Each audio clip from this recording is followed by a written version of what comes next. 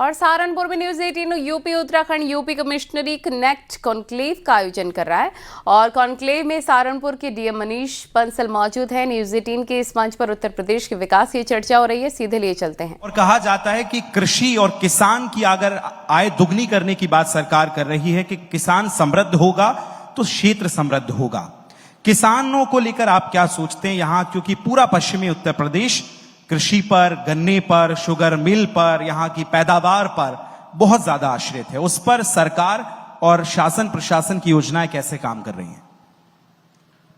देखिए, हमारी जितनी भी किसान भाई हैं वेस्टर्न यूपी में, वैसे भी किसान रिलेटिवली समृद्ध हैं और मुझे लगता है कि यहाँ की अगर आप ओवरऑल एक पॉलिटिकल एनवायरनमेंट भी देखें तो आप ये समझ सकते हैं कि यहाँ के किसान समृद्ध होंगे, इसीलिए वो इतना ज्यादा एक्टिव भी है।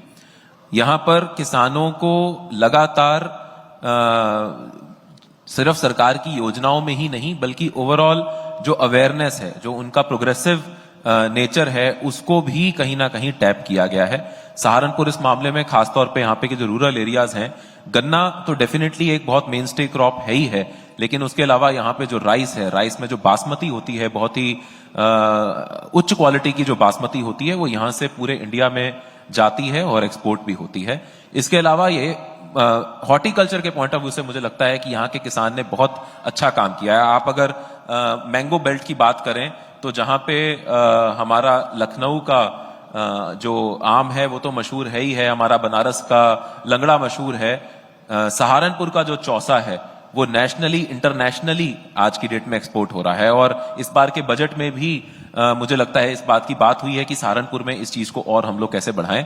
यहाँ के किसान आज फूलों की खेती कर रहे हैं और ये पूरी बेल्ट में दिल्ली तक, देहरादून तक, चंडीगढ़ तक यहाँ से फूल जा रहे हैं और किसान उससे बहुत अच्छी खासी जो आय है उनकी बढ़ी है। मशरूम की खेती है, जो अगर गुड़ की बात करी जाए, गन्ने की बात करी जाए तो जैविक गुड़ बनाने की बात है। तो ये सारी चीजों में आज किसान जो है हमारा सहारनपुर का और इस पूरे क्षेत्र का बहुत आगे है और उसके लिए तमाम योजनाएं, चाहे वो अच्छा उनको बीज मिलना है, चाहे वो उनको अच्छी खाद मिलनी है, उनको समय पर जो सारे इनपुट्स हैं वो मिलने हैं, अच्छी बिजली मिलनी है जिससे वो अपनी सिंचाई कर सकें, और जो प्रोत्साहन राशि है, चाहे वो पीएम किसान सम्मान निधि के माध्यम से हो या फिर अन्य सब्सिडीज हो, केसीसी हो, लोन्स हो, ये सारी चीजें मुझे लगता है कि किसानों को बहुत ही तेजी से। चूंकि समय की अपनी सीमाएं में आखिरी सवाल विनोद जी आपसे ले रहा हूं। आप एक यंग ऑफिसर हैं और जब यूथ वहां बैठता है जहां लोगों की जिम्मेदारी है उनको आगे बढ़ाने की, तो आप कितना आश्वस्त देंगे कि अब ब्रांड सहारनपुर बनने के लिए सरकार पूरी तरह से काम कर रही है? कहां तक पहुंचा सहारनपुर? रिपीट कर सकते हैं जी, रिपीट कर दीजिए एक बार। मैं ये पूछ रहा हूं कि जब यंग ऑफिसर्स आते हैं तो नई ऊर्जा के साथ, नए इनोवेशंस के साथ आगे बढ़ते हैं। आपने क्या बदलाव लाया और आज क्या ब्रांड सहारनपुर बनाने के लिए सरकार की जो प्राथमिकताएं हैं, डीएमजी के निर्देशन में तमाम लोग हैं, क्या आप आश्वस्त हैं कि आज सहारनपुर विकास के पथ पर पूर्ण रूप से आगे है? हाँ, सहारनपुर विकास के पथ पे अग्रसर है तो हम सब देख ही रहे हैं। और जो योजनाएं जो शासन से चलती हुई ढेर सारी योजनाएं, तो वहाँ पर मल्टीपल चेक पॉइंट हैं। हम शासन के स्तर से भी उसकी मॉनिटरिंग शासन के स्तर से भी उसकी मॉनिटरिंग होती है। उसके बाद में जिलाधिकारी महोदय, मुख्य विकास अधिकारी के निर्देशन में, फिर हम खंड विकास अधिकारी के, तो बहुत सारे चेक पॉइंट है, एसडीएम है, तो बहुत सारी योजनाओं का अलग अलग जगह मॉनिटरिंग होती है।